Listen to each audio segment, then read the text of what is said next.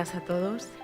Good morning, everybody. I would like to thank the organizers for including an area devoted to the public sector in this Congress. Thank you for inviting me personally, and I also want to thank the attendants. You heard well. I graduated in veterinary science. This may sound strange, but this is one of the ways to do FM. Until a few years ago, I didn't know I was doing FM. Thanks to the Spanish Association of FM, I have discovered that I'm doing FM. Logically, I didn't go to the Ministry of Agriculture. I started to work in livestock, not to work in FM, but for different reasons, I'm working in this area, and I would like to present to you a very simple but highly productive experience. I'm not going to use FM terms, modern terms, because the administration of the state, or at least the Ministry of Agriculture, is extremely far from the way you work in your companies and organizations, but I think it is an experience that may be interesting for you. In November 2011, we began to think in our department how difficult it was for us to provide services and supplies, and especially how expensive the buildings we were renting were for the ministry. So we started to diagnose the situation. Only in the city of Madrid, we were occupying 37 buildings, 31 belonged to the ministry, and 6 of them were rented, but the total cost of rentals was going up to almost 12 million euro per year. On the other hand, the units, that is the different structures in the General Directorate, were scattered in different buildings of Madrid, which made the daily work of those units very complicated in the buildings themselves. The different departments or units were not unified. Here you can see the layout of one of the floors we have in our the headquarters of our ministry. Each color belongs to a different subdirectorate general. This, for the daily work, complicates the work carried out there. We were also aware of the fact that the spaces were not well used. When we began making this diagnosis, we set up a PRU committee, as we called it, with the participation, of course, of our department, the General Subdirectorate of Human Resources, which had to provide the data about the jobs that were occupied, because there are some of them which are always used, others are temporarily unoccupied. We also work together with the Department of Labor Risk Prevention and with the different technical units, those in charge of quality and environmental assessment, etc. As you know, in the administration, we always need a legal base to do things. Our legal base to start our plan was, first of all, a document issued by the Secretary in May 2012 about austerity measures. We were in a very difficult economic situations. He was urging the different departments and divisions to concentrate units, eliminating rentals, and using those that we could not eliminate better, reducing or renegotiating rental prices, and using our own buildings better. We got in touch with the Commission for the Reform of Public Administrations in June 2013. They recognized the high scattering of the buildings belonging to the public administration, the high scattering of administrative headquarters, the high rental costs, and the low level of occupancy in some of our own buildings. The objectives of our plan in our ministry was, first of all, to eliminate rentals for administrative buildings and to reunify the different divisions and units geographically in order to facilitate their work. The first person was moved in October 2012. Therefore,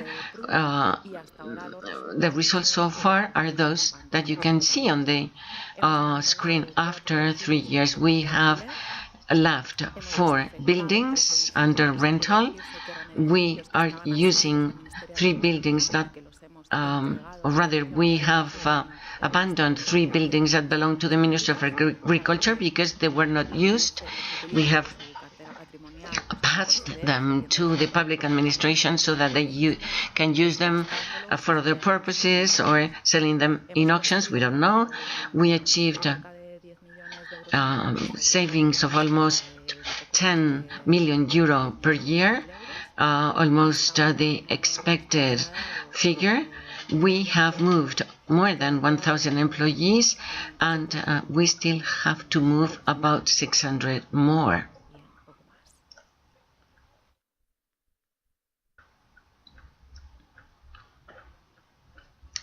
This operation represented a cost, of course, especially in moving people and equipment of about 800,000 euro. In addition, the rented buildings that we left had to be changed.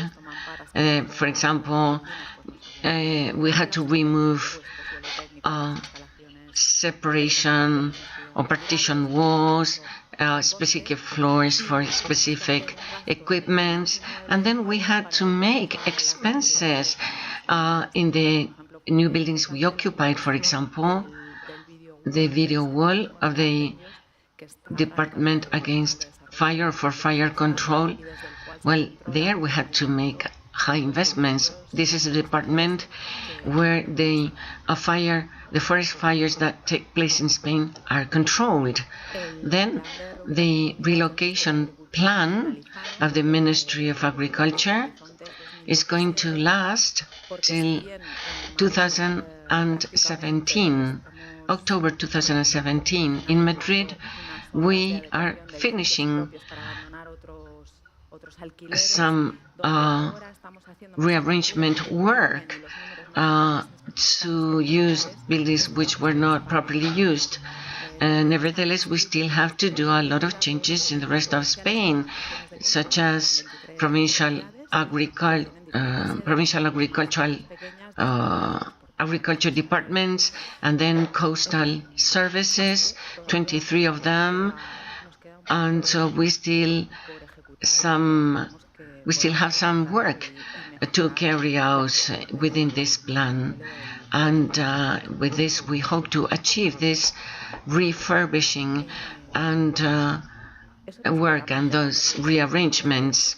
This is the brief summary of what we did, but when you start leaving some buildings and opening new doors, moving people, you start to discover things that you didn't know. So the replacement plan of the ministry had several positive effects, but I would like to mention 3. We recovered pieces of art. We discovered archives and warehouses that were not known in general, and we have recovered a lot of furniture which was not used.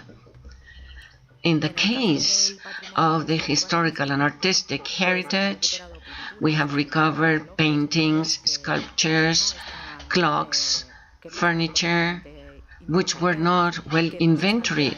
We didn't know where they were exactly, in what office or meeting room, but as we moved people and emptied buildings, we realized that those objects of art which belong to the state have to be identified, protected, conserved, preserved,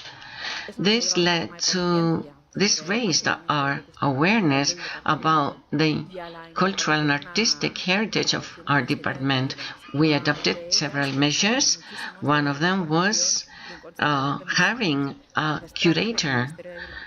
It sounds strange to hear that the Ministry of Agriculture had to hire a museum curator, but it was absolutely essential to have somebody who could say whether a piece of art was of any value or not.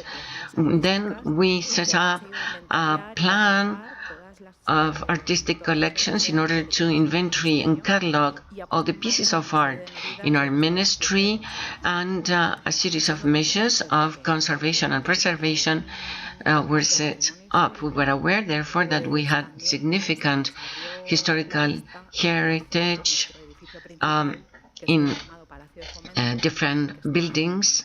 We started to think, and we were aware of the great importance of the main headquarters of the ministry. It is a building of the 19th century, which, under the law of historical heritage, is considered as a monument.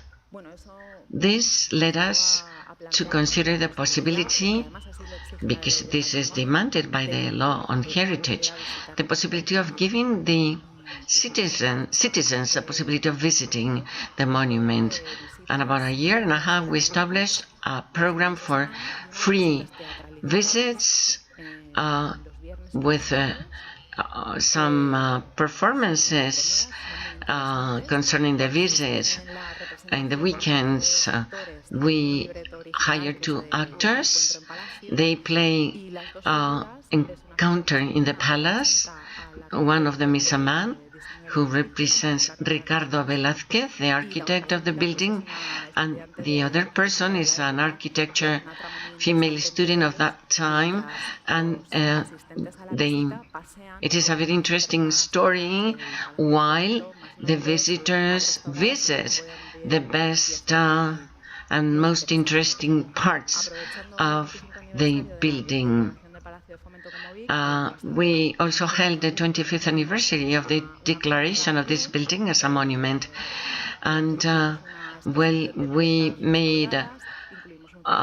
we organized a cycle of lectures about gardening, pieces of work, etc. And we also added a plan for recovering spaces and original environments in the palace. So this was a very interesting action. We also discovered scattered archives. Suddenly you would open a room which was supposed to be an office, but there was an archive. We found orphan documents. We did not do which units they belonged, as most of you know. The present Ministry of Agriculture is the result of the merge of 2 former ministries, and as a result there are lots of documents which are of unknown origin. So we decided to look for the owner, so to say. We also found historical monuments that were sent to the department in charge of archives and documents, a lot of unclassified, obsolete documents and personal documents, because there are people who retire and they leave documents in their personal documents in their offices. So in those cases we had to clean it up to eliminate those documents. We had to organize and rearrange the archives because they occupied a lot of spaces, and space costs money. Those offices and their space can be used for other purposes. We had to fight, so to say, a lot with the different units, because if you have lots of spaces, you leave documents unclassified in the free spaces, but when you want to make better use of space, you have to reorganize things and eliminate some of them. We made a test because in the Department of Archives, they were always complaining about not having enough people. So we carried out a plan, the so-called Diogenes project. So people reviewed about 1,000 linear meters of documents during 6 months, and they were able to separate almost 50% of the documents they had checked because it was useless. This represented a space of 50% in terms of euros. You can imagine how much this represents in terms of space also.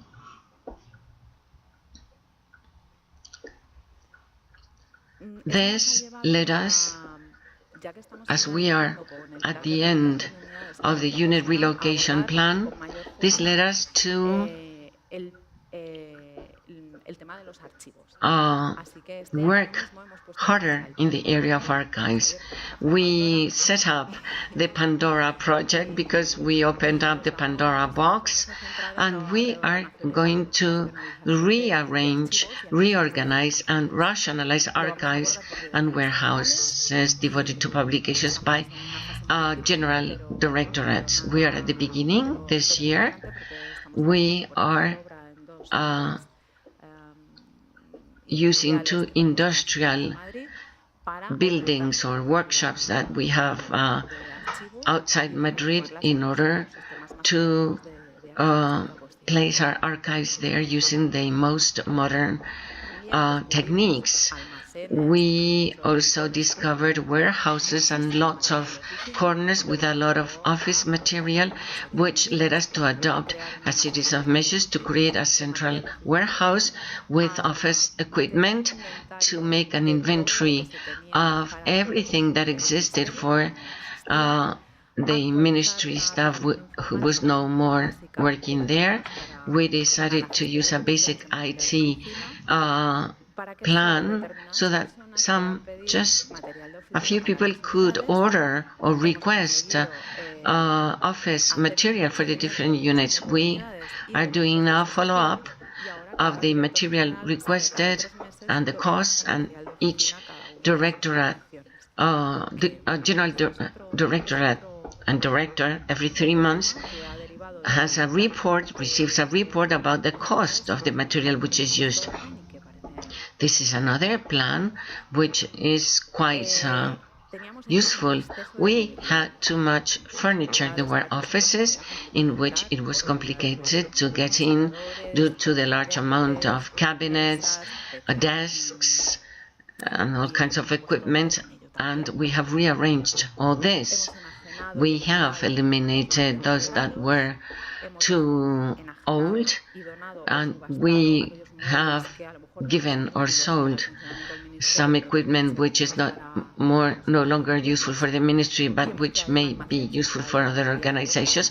And we have created a central warehouse for furniture which can be used in other departments. This was another aspect derived from our plan. I thank you very much for your attention, and I hope you liked this presentation. Thank you very much.